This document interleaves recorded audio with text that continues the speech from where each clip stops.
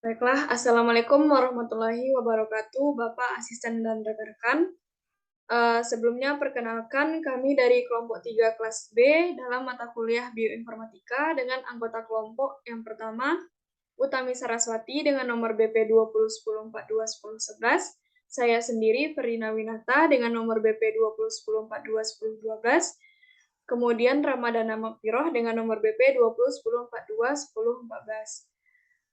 Baiklah, pada kesempatan kali ini kami akan menjelaskan tutorial bagaimana cara penggunaan dari web Uniprot, yang mana Uniprot itu sendiri merupakan suatu database protein yang berisi informasi fungsional terkemuka di dunia yang berkualitas tinggi, komprehensif, dan dapat diakses oleh siapapun. Baiklah, mungkin untuk tutorial awal itu akan dijelaskan oleh rekan saya Ramadana Makfiroh. Pada Dana, disilakan. Baik, terima kasih kepada Dina. Selanjutnya mungkin langsung saja kita di sini akan mencari protein rank IGF pada web Uniprot. Apakah sudah terlihat rekan-rekan? Sudah ada. Baik, di sini kita akan search mengenai protein yang akan kita cari. Yang akan kita cari yaitu protein EGF. Nah, keluar seperti ini.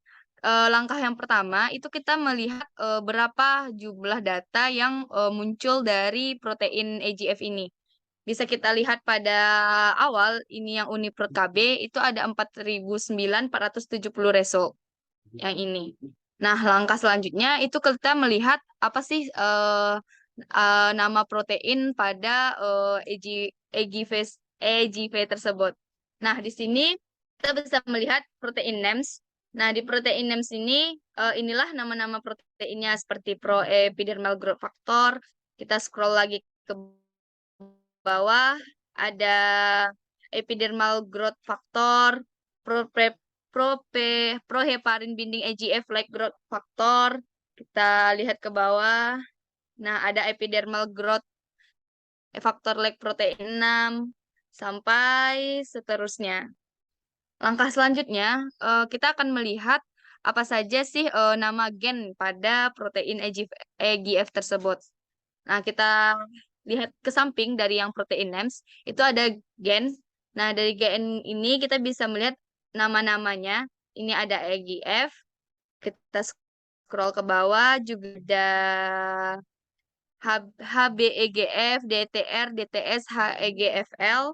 Lanjut ke bawah juga ada contohnya seperti HBEGF, DTR, HEGFL.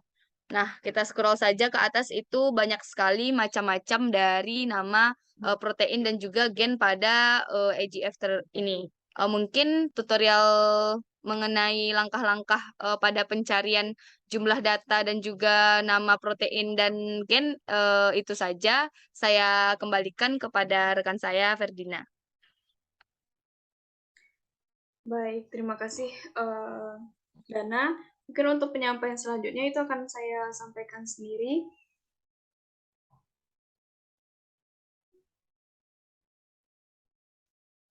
Nah, untuk share screen-nya apakah sudah terlihat rekan-rekan?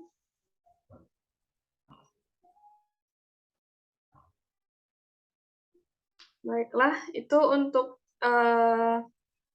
selanjutnya itu kita akan bisa mencari pada web ini apa sih fungsi protein yang kita cari. Yang mana itu sudah dijelaskan tadi bahwa pada Uniprot ini kita dapat mencari informasi tentang fungsi protein biologis atau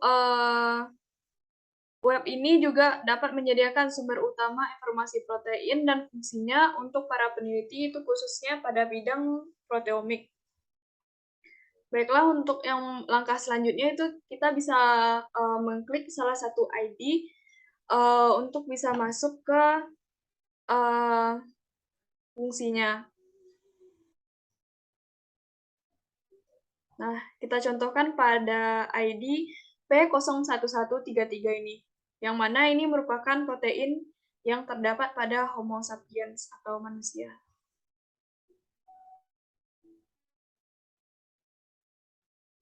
Nah, di sini di halaman pertama itu kita bisa melihat fungsi utama dari protein yang kita cari ini, yaitu protein EGF itu pada human.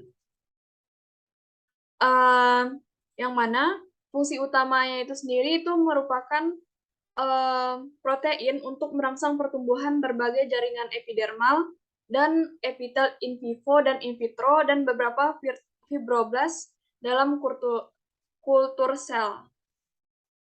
Baiklah, untuk selanjutnya juga kita akan bisa mencari apa fungsi protein tersebut pada level molekuler. Ini bisa kita scroll ke bawah, itu bagian aspek dan ketentuan ini, aspek dan term. Nah, di sini kita bisa nge-scroll lagi sampai nanti kita temukan fungsi protein itu dalam level molekul. Nah, di sini pada tabel aspek molekul function, di mana di sini dijelaskan protein yang kita cari tersebut digunakan untuk mengikat ion kalsium, pengikatan reseptor faktor pertumbuhan epidermal, aktivitas faktor pertumbuhan, aktivitas faktor pertukaran guanil nukleotida, aktivitas ligan reseptor, protein reseptor transmembran, aktivitas aktivator, tirosin kinase, dan lainnya. Kemudian selanjutnya, kita juga bisa mencari fungsi protein yang kita cari tersebut fungsinya pada level proses biologis. Nah, di sini juga dapat kita scroll lagi sampai kita mendapatkan aspek pada biological proses. Nah, di sini juga dijelaskan fungsi protein tersebut pada level proses biologis, yang mana itu salah satunya untuk proliferasi prekursor sel granula cerebellar, jalur persinyalan reseptor, faktor pertumbuhan epidermal, proliferasi sel epitel, regulasi negatif sekresi, dan banyak lagi lainnya. Dapat kita lihat itu ke bawahnya, itu merupakan fungsi protein tersebut pada proses biologis. Nah, selanjutnya itu kita bisa mencari pada lokasi mana sih molekul tersebut di dalam sel tubuh manusia. Nah, kita bisa nge-scroll ke bawah. Nah, ini pada subtema cellular location, yang dimana di sini dijelaskan bahwa protein yang kita cari tadi, yaitu protein EGF, itu terdapat di dalam membran sel pada manusia, yang mana itu merupakan tempat protein membran pas tipe 1. Nah, bisa kita lihat di sini. Dijelaskan ini terdapat pada membran.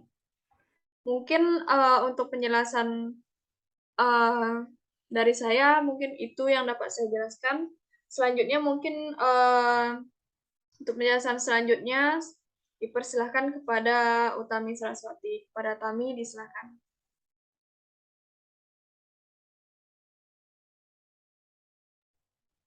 Baik, sebelumnya terima kasih atas penyerahannya, moderator. Mungkin untuk tutorial selanjutnya yaitu mengenai obat yang menjadi target menjadikan protein tersebut sebagai target. Selanjutnya mengenai struktur serta penyakit yang berhubungan dengan protein tersebut.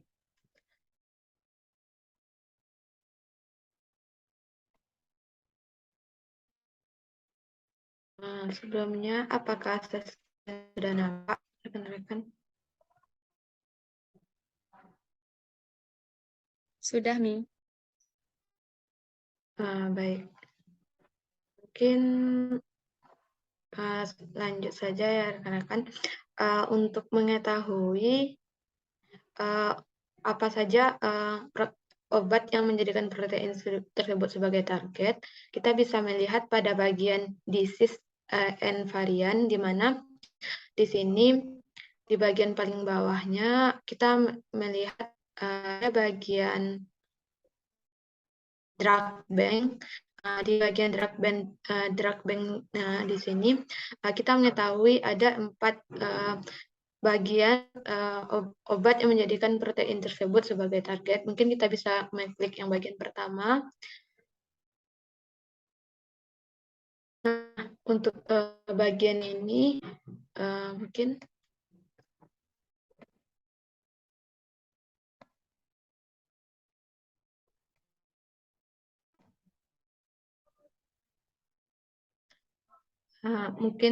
untuk bagian ini kita bisa melihat bahwa obat yang menjadikan protein tersebut sebagai target adalah alpha aminobutyric acid. Di sini kita ketika mengklik terhubung kepada bagian drug bank yang menjadikan protein tersebut sebagai target untuk obat penyakitnya. Mungkin untuk bagian lain kita bisa mengklik bagian NIPROT sebelumnya. Untuk bagian yang lain itu yang ingin kita ketahui yaitu struktur dari protein tersebut. Kita bisa melihat pada bagian paling kiri, tinggal diklik struktur. Nah, ketika kita mengklik struktur ini, kita bisa menunggu prosesnya untuk menemukan struktur dari protein tersebut. Untuk struktur dari protein tersebut, mungkin, dan di sini kita bisa nampak bagaimana struktur dari protein IGF tadi, di mana pada bagian struktur ini kita bisa mengklik ada tombol pembesaran dan pengecilannya, serta kita bisa melihat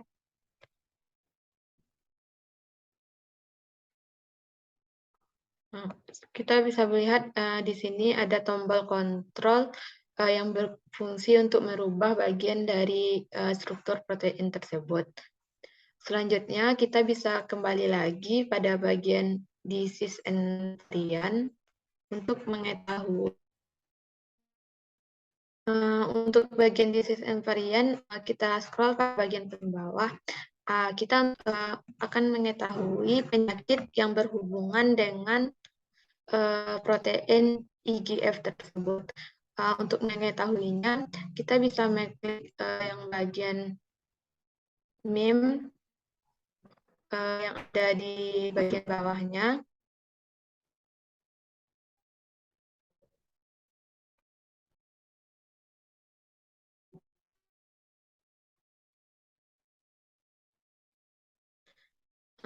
Pada bagian ini kita mengetahui ada MIM dengan number 611718. Ketika kita klik, ini bakalan terhubung dengan